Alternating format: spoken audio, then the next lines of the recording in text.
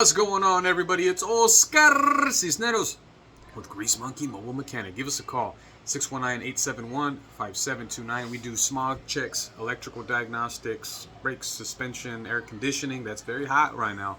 Very hot. So give us a call. We're more than happy to help you guys out. Real quick, you guys know I love to share a little bit about wisdom, a little bit about something that can help you out throughout your week. And this is a value that I love to be able to extend to people, and I just hope that this value doesn't just fall on deaf ears. I pray that as this wisdom cries out from the marketplace, that you can absorb it into your life and not just tuck it away in your pocket, right? But go ahead and actually apply it. Because when you light up a lamp, you don't put a lamp and put it under your bed, right? You put it on a table stand so that the light can spread its illumination throughout the room. So I pray that you can use this wisdom, install it in your heart, and allow it to illuminate the people around you. When I was a kid, I remember me and my brothers, we were really into Yu-Gi-Oh! And the Yu-Gi-Oh! Cards. And I remember that we didn't have the money to buy some, so we thought that, you know what, why don't we just steal them? So we had a little scheme going on where every time we'd go to Walmart, Target, KB Toys, we would, cut the packages open, slip the cards in our pockets, and there we were. That's how we were able to build up a collection. And one day we were planning on starting a tournament, and we wanted to be able to give out cards as part of the awards or the prizes. So in order for us to be able to deliver on a prize, we needed to steal the prize. So we go to Walmart, and we each had a weapon of choice, so to say. I think my brother had nail clippers, the other one had, I think, a pair of scissors, and I had a pocket knife. And we would cut the packages open so that they wouldn't beep at the door. And then we put them in our pockets. So we split up. Lo and behold, we end up getting caught by Walmart security, and we're in this room being held until we get picked up. And it was embarrassing. I mean, it was full of shame. We had to sign some. Well, I didn't sign it, but they signed some letters to release us back into the custody of my parents.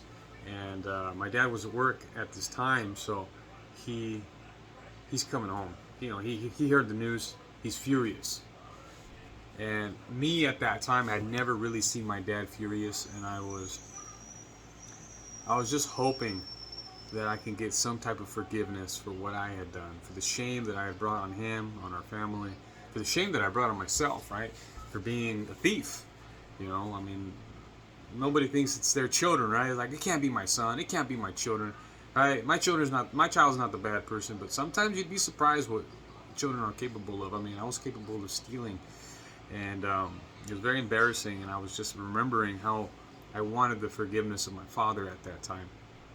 And yeah, after a stern lecture, after the punishment, I guess you could say, there was a period of time where I had to bear my cross. And eventually we had a more formal one-on-one conversation, and that conversation involved forgiveness. And I was so relieved to be able to be accepted again, to be a part of the family again. And I was just like, thank you. And I think about my relationship with God. I think about our relationship with God as a people, and what separates us from that forgiveness, what separates us from having a meaningful relationship with that person. In God's case, it's the sin that separates us. We're just naturally people that have done wrong, right? I mean, think about it, right? I mean, how many of you guys have told a lie?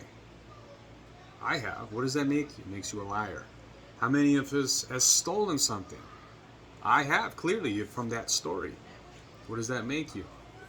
It makes you a thief, but not just a thief, it makes you a lying thief. How many of us have you used God's name in vain? I have. It's called blasphemy, right?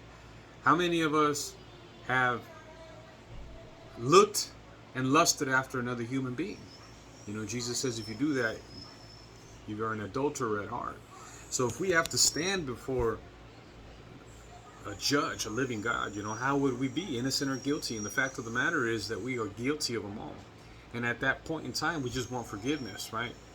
Because we don't want to get the book thrown at us. We don't want to get locked up. We don't want the punishment. We want the forgiveness, just as I wanted the forgiveness. The beauty of it is that when Jesus came down, he took all of that on himself. So it's like you're in court and the judge is reading off each and every single offense that you have made, and then he steps right in and he says, I got him. And the judge can legally dismiss you. He can say, you know what, you have been forgiven. It's like when you get a speeding ticket, right? And the cop doesn't show up. Let's dismiss your case. The feeling that you get, it's exciting.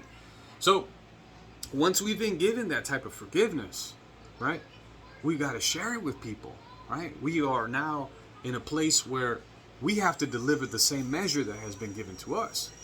So whether you got something going on with your sister, with your brother, with your tia, your tío, your dad, your boss, your coworker, today's the day, not tomorrow, but today is the day where you can make that active decision and say, you know what? I just want to say that we had a little bit of riffraff that happened a couple days ago, a couple weeks ago, a couple months ago. I forgive you. I forgive you. None of this, I want to forgive you, but I just don't want to see you eat at my table kind of nonsense either, right? Because that's not what Jesus does. He says, I want to forgive you and you can eat at my table. That's what he says. He takes it a step further. And that's what's crazy about him is that I can't naturally be like that. Naturally, I'm like, hey, I'll forgive you, homie, but you ain't eating at my table, right? It's like, well, wait a minute. Is that really forgiveness? That's the world's view on how you should forgive somebody. But that's not the way that God designed us to be. So, by being able to relieve yourself of that weight, by being able to have this supernatural, out of this world type of forgiveness, imagine what you can do with that. Imagine how different your life will be. Imagine the person that probably wouldn't have showed up to your carne asada shows up to your carne asada now. The type of energy that they're going to bring. So I hope that this message blesses you guys. I hope that you guys can learn to forgive. I hope that you guys can learn that life isn't so serious. That again, one day we might not be here tomorrow. Don't procrastinate. Don't put it on the back burner. Don't allow this anger to compound and to accumulate interest. Nip it in the bud today, guys. Allow that debt to be paid. Settle the debt today. And see how much blessings you're going to be able to be, not just for yourself, but to your neighbor. Grease Monkeys out.